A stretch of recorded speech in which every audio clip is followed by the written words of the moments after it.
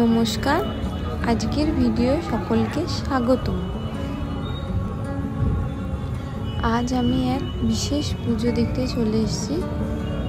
অতি প্রাচীন গ্রামের এক পুজো।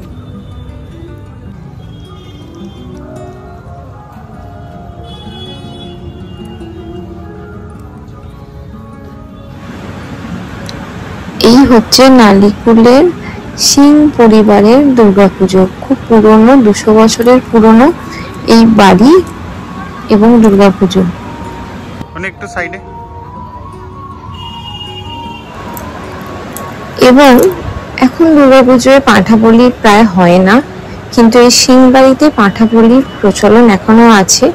নবমীর দিন এখানে পাঁঠাবলি হয়। সিংবাড়ির দুর্গাপুজোর এক বিশেষ চমক আছে। সেটি হলো এইখানের মা দুর্গা পূজিত হয় 4টি হাতে, 10টি হাতে নয়।